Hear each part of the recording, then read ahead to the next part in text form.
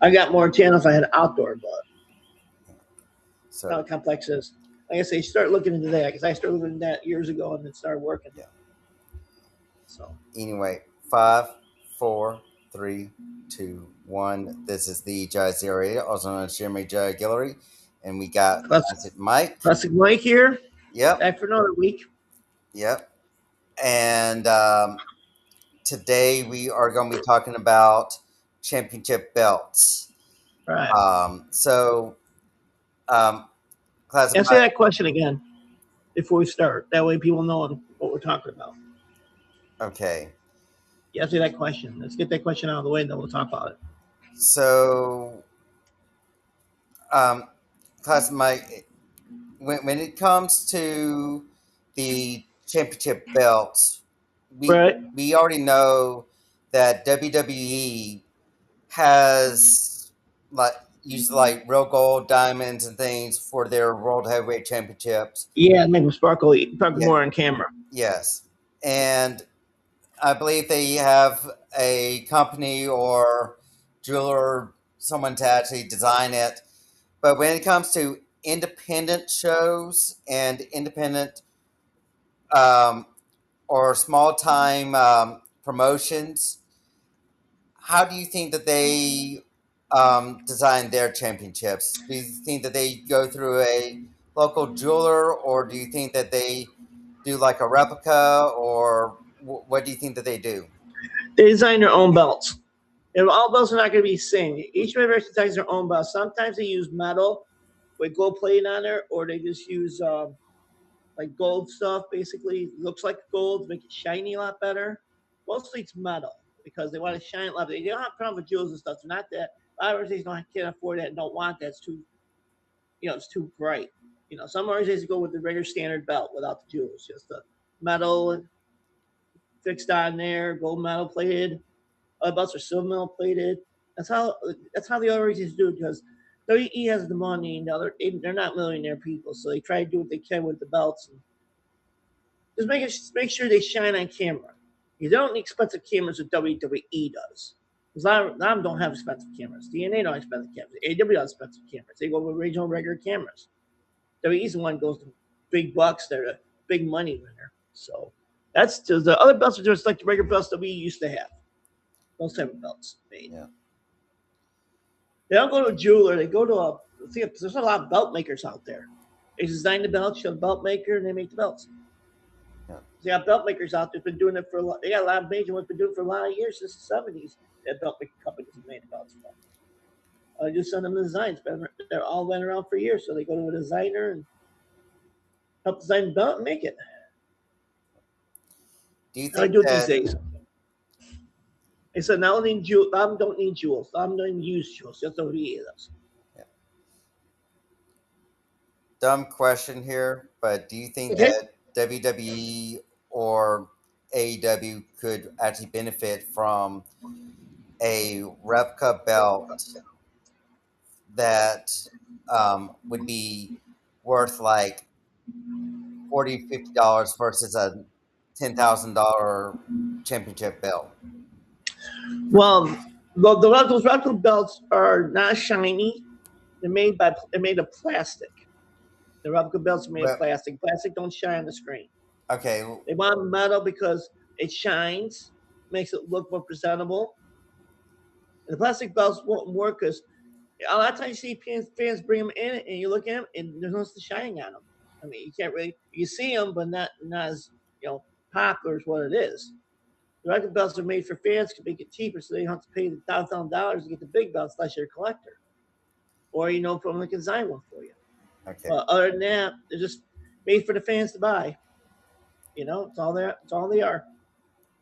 Fans can afford them, okay. and they won't work. But It's plastic. That's the reason. yeah, probably a They will better, not work. the better question would be: would they benefit more for the more expensive replica belts, like the But $5,000, $3,000? no, not if you sell it to fans. Fans cannot afford that. Right now, AEW doesn't pay that much for belts. They get the ones that come out right now, 5,000. That's the one they use. It's one everyone uses. Yeah. They don't use jewels like $10,000, $15,000, but AEW and that are just not spending that much money on the belts. That's why the belts are regular belts, like they were a long time ago, and they're a little inexpensive, and they're reliable. They won't, you know, don't break anymore when you slam and bust them, unless you hit it real hard, unless you hit it on something. But other than that, they still could take shine and everything else.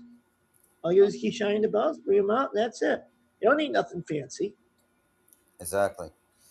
That's the reason why you know WWE has more production values than AEW and TNA or everybody else. They don't want to go that far because TNA did it one time because of Bischoff and they destroyed them. Well, they were Impact at the time, but they destroyed them. You know, Bischoff could killed that organization, but it got saved. So Yeah. Endeavor, when Dixie sold and Endeavor took over at that time, Yep. they fired Bischoff. They didn't like him. Yeah. That's the reason they fired So Bischoff because he was doing WCW all over again. yeah. So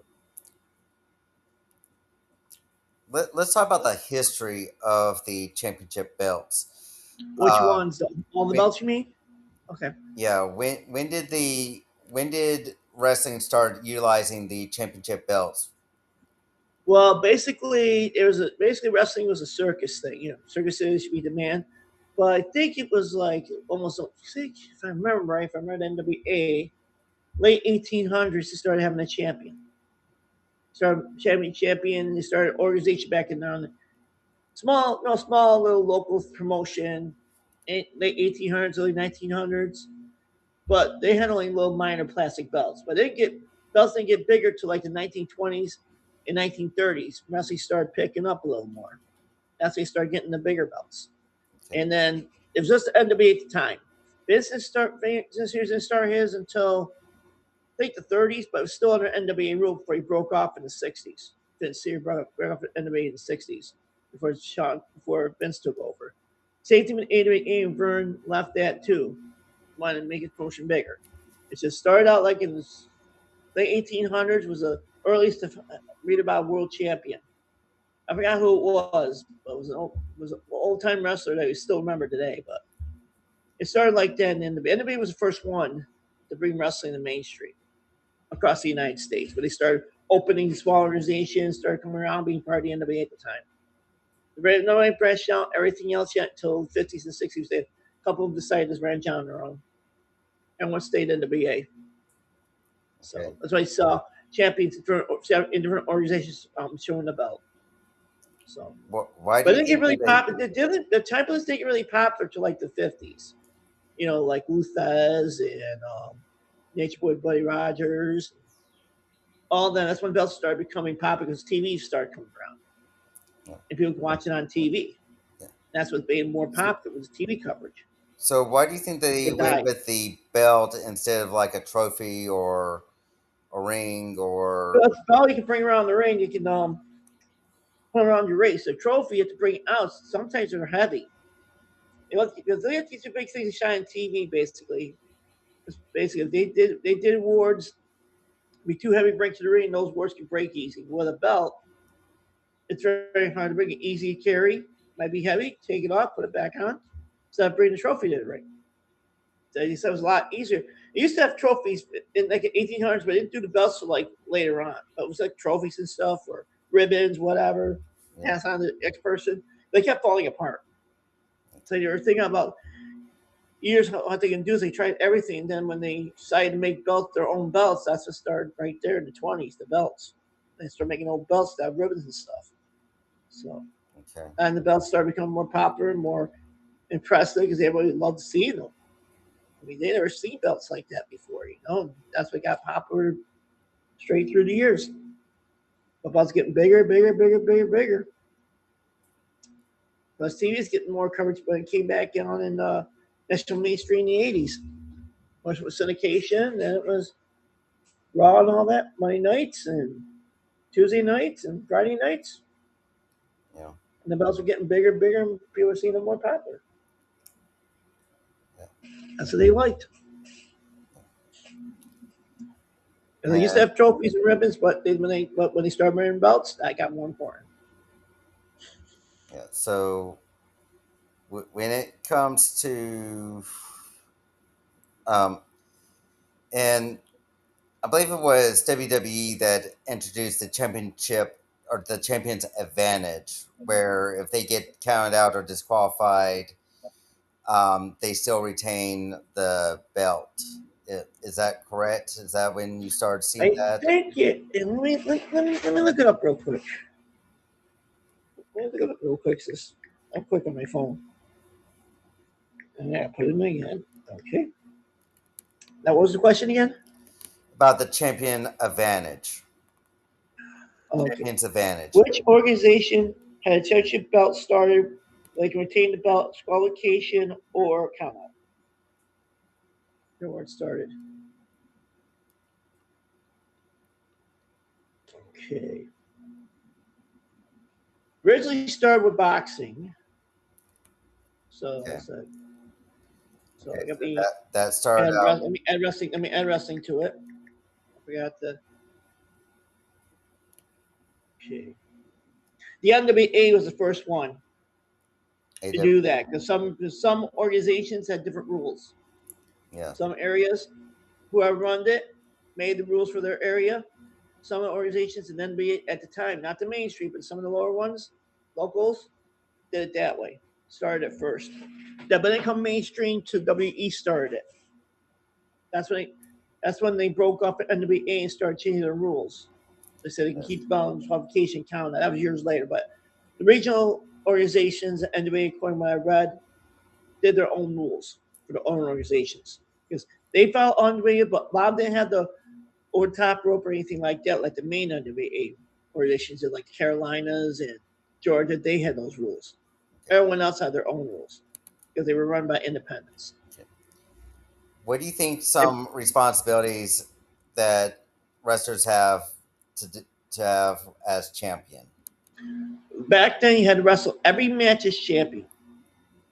No 30 days, no nothing. Someone challenges you, it was for the belt. Then come the years later, like the 60s, when they started doing that. And WWE started doing that too because the more top rope rule because the wrestlers get changing. Before so that's what they changed to count out everybody else too in the main organizations. Just they did it that way because it's very hard to keep up with the champions. One belt goes to another person. Some people are coming unreliable, not going to the bookings, leaving, quitting with the belt. They kept losing the belt. They want to return the belt back. So they put stricter rules on if you don't defend your belt, you're stripped. And they got tired of the BS from some of the wrestlers. And the 70s came along, that's when they started doing those stricter rules in all organizations Can because you they're tired of people leaving and they know who to trust with the belt. yeah. Can you think of any time where there was a champion that had showed up to an event and they had left their belt, their championship belt at home or in the hotel room or something like that? They And have a backup. They have a backup belt just in case. okay, They always have a backup belt just in case you leave it or lose it. They'll take the loss on that and get a new belt back up just in case something happens. They started doing backup belts after that in the 70s because everybody else getting destroyed or falling apart. That's when they started making newer belts and they made them backup. yeah. And then So you return the belt to them, go home, grab your belt. yeah, I can only think of two situations where something like that had actually No, happened. no, I know they're getting destroyed, but not leaving home. No, I never heard anything like that leaving home because they always kept them with them. Yeah, Or, the wrestlers at the time kept them until the wrestlers got there and then gave them the belt.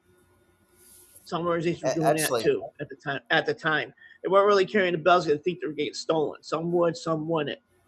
If people can jump and take the belt, you know how fans were back then. They didn't know it was staged until years later. But they thought it was real, so they decided to keep the belts at their offices until they get to the next, and then send them down there and give them to the wrestlers. A lot safer. yeah, Protect the belts. yeah. It's not like the '80s when everybody started taking belts home and then everybody already knew it was staged. So I can only think of three I didn't say times. fake as a stage. That's what they call it, staged. Yeah. not fake. Yeah. I didn't think it So was fake. It's just stage show. yeah. That's what it was. Yeah. So I like seeing that I stuff can like only that though. think of 3 times in WWE alone where they actually had to use a replica belt from the concession stand 3 times. That was um, in the 80s. as a temporary replacement. One was for The Miz because Yep. he wanted to keep his belt, and he was allowed to use the his own replica belt that he was able to keep as the one that he would carry on throughout his entire championship reign for his first time. The Uh second huh. time was Dolph Ziggler when he lost his belt at the airport for an Yep. World Championship, and they had to get a replica belt from one of the sales stands there Right. and let him use it till airport security could at least deliver it to him, which they did probably like the next day. And third time with Chris Jericho, and I think this was actually with AEW, where he had his championship belt in his luggage in his car, and someone broke in his car and took the bag that had the belt in it. So they had to file a police report and things, and he had to use a replica belt till they could find the guy Mm-hmm. that broke into his car and stole it, which took Yeah, about AEW did at the time. AEW didn't have a backup belt yet till that happened. WE didn't have backup belts either till that happened. They started and they stopped making them, but they couldn't get them in time to the arenas because they were close to a wrestling match, so they had the replicas. But with Dolph Ziggler, his luggage was lost. That's what happened. One of his luggage was set someplace else. That's why they were waiting for the plane to drop down. So they put it on a different flight. It was coming from the same area. So that's why they found it on another flight that came in and then returned to him. Chris Jericho, yes, it's stolen, but it got returned. They finally found it weeks later. I don't know where, but they finally found it and got perpetrated for that. And Miz is being a Miz, yeah, he's being a, doing his character and stuff like that. He didn't want to bring the belt unless he was losing it because it's too heavy for him to carry. That was the main reason. The belt was really, really heavy. They had to make another belt to be lighter because the belt was made for the heavier guys, the big, bulky guys, yeah, like Hogan and all that. They never changed it. So when Miz that he changed that time before he got his other belt back, he had to turn the belt in. They made a belt a little lighter for him so he could carry it to the rings. It was falling down on him. He was a small guy, so I had to make a yeah, smaller belt for him. It was too big. That's why he had to do replica belts for right now because he didn't want to destroy the belt. You know what I mean? Drop it on the ground, stuff like that. Himself. That's what happened. Some belts are so big, you have to use replicas to get the small belt smaller. They had smaller belts at the time. Now they do. yeah, So I don't have to worry about that anymore for smaller guys. So they got different sizes now for the belts yeah, and all organizations because some of the belts don't fit the guys. You know what I mean? The smaller guys and the bigger belts. That's what they do now. They make different size belts now, so they fit the smaller guys. They become champion. When do So you it's bad think? for John Cena too when John Cena made his own belt. That was the main reason why he made his own belt. The belt was too heavy for him too. So he made his own belt. Yeah. So That's why when? some of the belts sometimes you see around different ways are like different or smaller or bigger, whatever. That's why you see different types of belts these days because of the Yeah, size and the weight for the wrestlers. So yeah.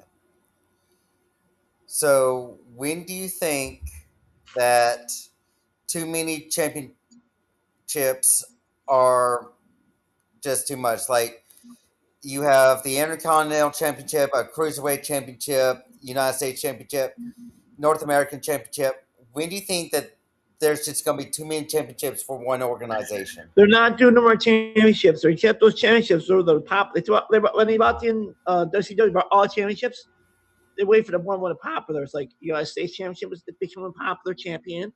T championships didn't work out, so they dropped that. The cruiserweight champion dropped that. It wasn't doing good at all. Um, let's see what else. What's the other championship talking about? The Intercontinental Champion is never going to go because that was been established WWE for a long time. That's still a popular champion. Waiting for Intercontinental Champion. You might get a shot at the world championship anytime you want to, but now you got to go through the United States, which is a lot easier for the wrestlers. They're not ready for world championship yet. It's like they're training right now, starting with Intercontinental, then they'll move up to each belt till they're ready to wrestle the champion. Because some of them are, because back then some were green, they couldn't even wrestle the champion in their Intercontinental because they weren't ready yet.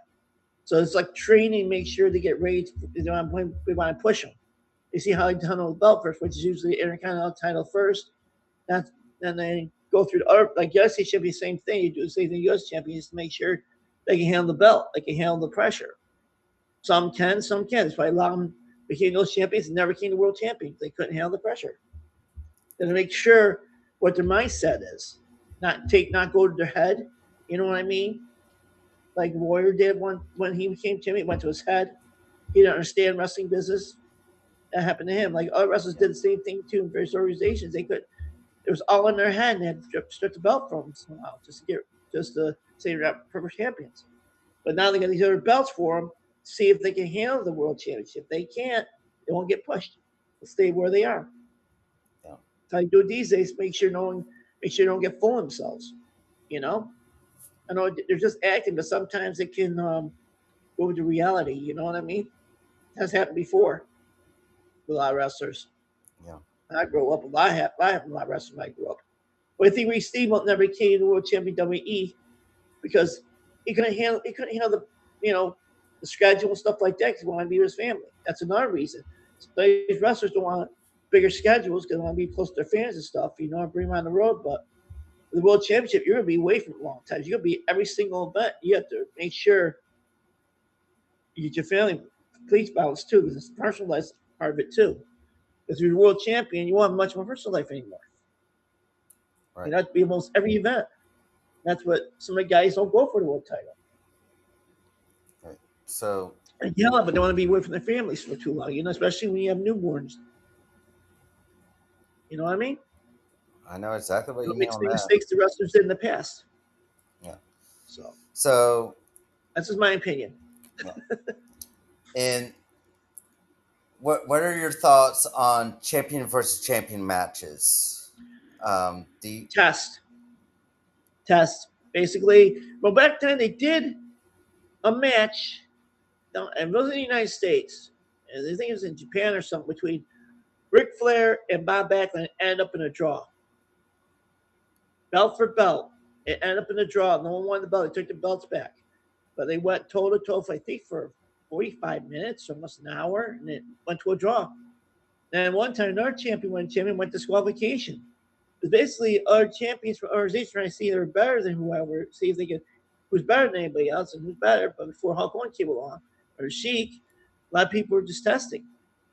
And it didn't no one else's belt because it was back then, it was very sacred. You can't win another organization's belt if you're not part of it. They wanted to see if the champions can, but every champion can handle themselves against another champion. It was like special attractions, basically, what it was between organizations. But it didn't work out, so they stopped at it when they hit the late 70s. After Backlund and Flair, they stopped. They said, there's no way they're going to beat each other. The champion is too big. Ric Flair was a brawler and technical wrestler, and Bob was a technical wrestler. And sometimes brawlers. They're both evenly, like I said, they're both evenly matched. That's why they went to the time limit. when it comes to champion versus champion matches, do you think that it's better to have them unify the belts at that point, or do you think that they should um, have them as this be able to defend both championships Well, at different basically, times? they're testing some of these wrestlers. Yeah. Because they said their champion is more better than this wrestler, and that's why so challenges like that back then. But now you got internal organizations. They used to do that, like with the Intercontinental Champion versus WWE Championship, a lot of times. Yeah. But it didn't work out after they tested with the Warrior. They stopped doing it because it didn't work out. No one believed the Intercontinental Champion to have two belts. Now you got these organizations doing two belts, three belts at one time, one person. That's their rules. These days is totally different. It's all entertainment. It's not like it was back then. You actually had they still fight, but they fought more back then than they do now. They just do highlights and jumping off ropes, stuff like that. They don't do much brawling or anything anymore. That's what's missing. That's why some of these brawlers are starting to come out now. Bigger guys and get the brawlers back out. And that's what they're missing. They're missing, doing highlight reel stuff like that. Every generation has a different way of treating the wrestling business.